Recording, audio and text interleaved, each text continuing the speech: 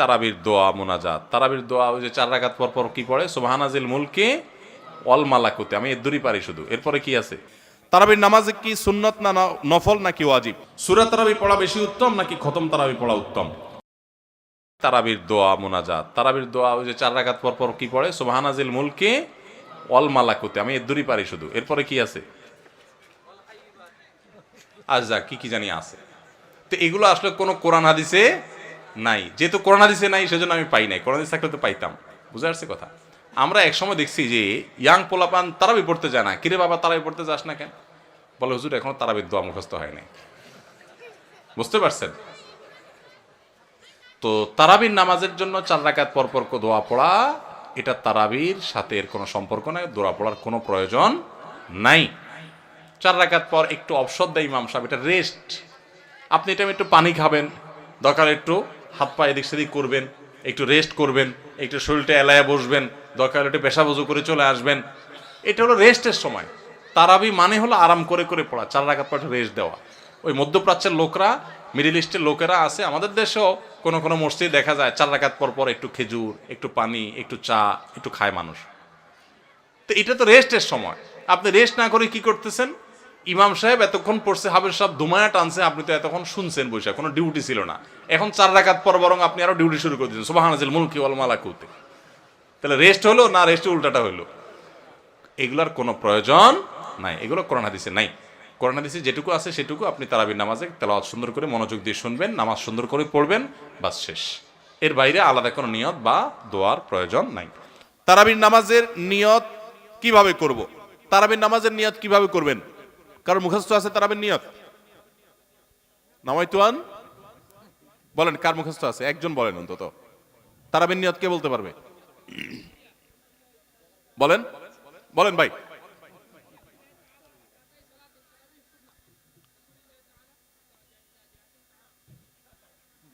মাশাআল্লাহ মাশাআল্লাহ, এই ভাইরে পুরস্কার দেওয়া উচিত। বসেন, আপনি অনেক কষ্ট করে মুখস্থ করছেন। তুমি রোগড়া সদরের লোক ভাই, কালো কাহালু। আচ্ছা ভাই, তারাবির নামাজ বা যে কোনো নামাজের নিয়ত জরুরি। নিয়ত ছাড়া কোনো আমল হবে না। কিন্তু নিয়তটা হলো মনের ইচ্ছার নাম। নিয়তটা কিসের নাম? আমি ভাইকে দিয়ে নিয়তটা কেন শুনছি সেটা আপনারা জানেন? জানেন না আপনারা? আমি ওনাকে দিয়ে কেন শুনলাম বলেন তো? কে বলতে পারবেন? কে বলতে পারবেন না? আমি ওনার দিয়ে এই জন্য শুনছি যে ওইটা আমার জানা ছিল না। এটা হলো সত্য কথা। ওইটা আমি নিজেও জানি না। নামাইতুয়ান দিয়ে শুরু এটা জানি, কিন্তু বাকি শেষেরটা আমি জানি না। এই জন্য আমি চাইছি একটু শুনতে আর কি। আমি জানি না এই জন্য যে কোরআন হাদিসে কোথাও পাই নাই। এখন ভাইরা কেউ পাইলে তো ভিন্ন কথা, আমি কোথাও পাই নাই। এই নিয়ত মুখে এরকম গদবাদা উচ্চারণ করা, হ্যাঁ এটা পাইছি আমরা ছোটবেলা বোগদাদি কায়দায়। বোগদাদি কায়দা এটার জন্য কত মাইদ্যরে হয়তো খাইছি, পাইয়া তখনই ভুলে গেছি। এটা পরবর্তীতে কোরআন হাদিসে যেহেতু পাই নাই, এই জন্য আর আমরা ওটা মুখস্থ করি নাই। ভাইরা আমার, নামাজের জন্য এরকম নামাইতুয়ান, এরকম গদবাদা যে দোয়া আমরা শিখেছি, এগুলোর কোনোটি কোরআন বা সুন্নাহর কোথাও আমরা নিয়ত করব মন থেকে যে আমি তারাবির নামাজ পড়ছি, বাস এটা আমার ইন্টেনশন আছে, নিয়ত আছে, মনে আছে, এটাই যথেষ্ট। মুখে উচ্চারণ করা জরুরি না, এবং মুখে উচ্চারণ করা এটা সুন্নাহও না। নবী সাল্লাল্লাহু আলাইহি ওয়াসাল্লাম শেখানো না এটা আমাকে। ইবাদত করতে হবে তার পদ্ধতিতে।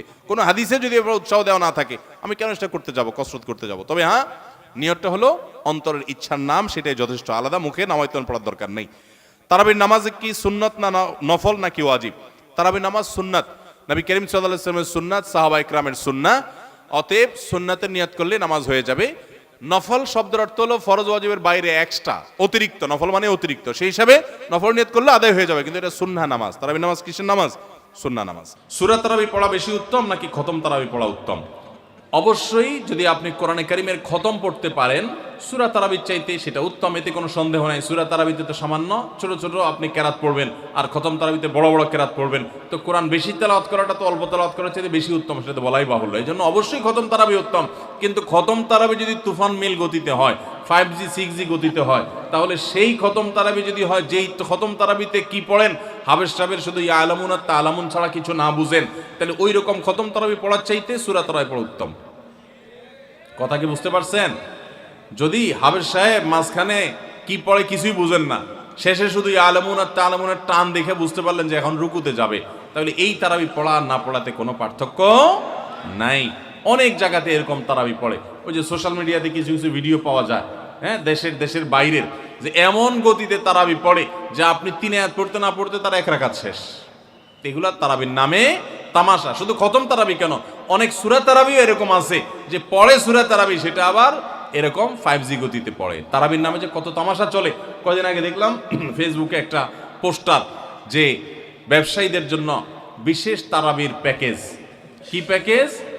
7 দিনে খতমের প্যাকেজ, 5 দিনে খতমের প্যাকেজ, আর একটা 3 দিনে খতমের প্যাকেজ। একটা রেজিস্ট্রেশন ফি 1400 টাকা, আর একটা রেজিস্ট্রেশন ফি বোধ হয় 2000 টাকা, আর একটা রেজিস্ট্রেশন ফি আর একটু কম টাকা।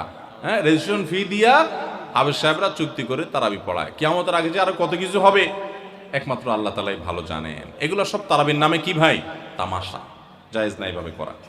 রমজানে হারিয়ে যাওয়া এমন কিছু আমলের কথা বলুন যা অধিক ফজিলতপূর্ণ আমল, কিন্তু তা অনেকেই জানে না বা আমল করে না। 4টি আমলের কথা বলতে পারি। 4টি আমল আমরা অনেকেই গুরুত্ব দেই না, অথচ সে আমলগুলো আমাদের পুরো রমাদানকে সম্পূর্ণ সার্থক করে দিতে পারে, অর্থবহ করে দিতে পারে, রমজান সাকসেস করে দিতে পারে। সে 4টার ভিতরে প্রথম এবং 1 নম্বর যেটা বলতে চাই তা হলো রমজান মাসে রোজা রেখে এবং রাতের বেলা পুরো রমজান জুড়ে সকল প্রকার পাপাচার, কাউকে কষ্ট দেওয়া, গালি দেওয়া, হক নষ্ট করা, সব ধরনের গুনাহ থেকে, গীবত শেকায়েত করা, চোখের গুনাহ, সোশ্যাল মিডিয়া ইত্যাদি সবগুলো থেকে বেঁচে থাকবেন। প্ল্যান করে যে কোনো মূল্যে, প্রয়োজনে আমি আইডি ডিঅ্যাক্টিভ করে ফেলবো, অ্যাপ ডিলিট করে ফেলবো, তারপর সব ধরনের গুনাহ থেকে বেঁচে থাকবেন। এটা হলো রমজান সার্থক করার সবচেয়ে গুরুত্বপূর্ণ কাজ। 1। 2 নম্বর হলো রমজানে আমরা অনেকে কোরআন পড়ি কিন্তু কোরআন শোনাশুনি করি না। হাফেজরা করে অবশ্য। নবী করিম সাল্লাল্লাহু আলাইহি সাল্লাম রমজানে শোনাশুনি করতেন। এটা একটা হারিয়ে যাওয়া সুন্নাহ বলতে পারি। জিবরিলকে তিনি শোনাতেন, আবার জিবরিলের কাছ থেকে তিনি শুনতেন। এই জন্য আপনি কোরআন পড়বেন, আপনার স্ত্রী শুনবে, আবার স্ত্রী পড়বে, আপনি শুনবেন। স্ত্রী বলে কোনো কথা নয়, এরকম একে অন্যের সাথে কোরআন শোনাশুনি করবেন। এটা একটা হারিয়ে যাওয়া আমল। 3 নম্বর হলো রমজানের শেষ 10 দিন এতেকাফ করবেন। রমজানের শেষ 10 দিনের এতেকাফ এমন একটা আমল, রমজানের রোজা ফরজ হওয়ার পর থেকে নিয়ে মৃত্যু পর্যন্ত নবী সাল্লাল্লাহু আলাইহি ওয়াসাল্লাম জীবনে কখনো এতেকাফ ছাড়েন নাই। আমরা ম্যাক্সিমাম মানুষ জীবনে কখনো করি নাই। এতেকাফ করা হলো আল্লাহর ঘরে এসে গাঁটটি বোসকানেই পড়ে যাও যে আল্লাহ ক্ষমা করা ছাড়া যাব না। এতেকাফ করা যদি মসজিদে ঘুমায়ও থাকে, এতেকাফ করাটাই যেহেতু একটা স্বতন্ত্র ইবাদত, সো তার এতেকাফ করার মাধ্যমে লাইলাতুল কদর তিনি অটোমেটিক পাবেন ইনশাআল্লাহ। এই জন্য এতেকাফের আমলটা আমাদের রমাদানকে সার্থক করে দিতে পারে, অথচ এটা হারিয়ে যাচ্ছে। আর 4 নম্বর এবং সর্বশেষ হলো রমজানের শেষ দশক হলো ইবাদতের দশক, আমলের দশক। আমরা প্রথম 2 দশকে যা পারি না পারি, শেষ দশক বেশি আমল করার চেষ্টা করব। অনেকে আমরা শহর থেকে গ্রামে যাওয়ার জন্য পরিকল্পনা করতে করতে 4-5 দিন চলে যায়। অনেকে কেনাকাটার জন্য 4-5 দিন ব্যয় করে ফেলি। ঈদের প্রস্তুতির জন্য আমাদের শেষের দিনগুলো নষ্ট হয়ে যায়। এগুলো না করে আল্লাহর ওয়াস্তে শেষ দশককে ইবাদতের জন্য রিজার্ভ করে ফেলি, গোটা ফ্যামিলি সহ ইবাদত বন্দেগী করি, রমজানটাকে আমরা উপভোগ করতে পারবো ইনশাআল্লাহ। এটা আমাদের জন্য তৃপ্তির রমাদান হবে। আল্লাহ আমাদেরকে তৌফিক দান করুন। তাহলে 4টি আমলের কথা বলেছি, সকল প্রকার গুনাহ থেকে বেঁচে থাকা, কোরআন শোনাশুনি করা, এতেকাফ করা এবং রমজানের শেষ দশকে বিশেষভাবে ইবাদতের পরে যত্নশীল হওয়া, শেষ দশকে সকল ব্যস্ততা কমায় দেওয়া। এই 4টে জিনিস আমাদের রমাদানকে সার্থক করতে পারে ইনশাআল্লাহ তাআলা।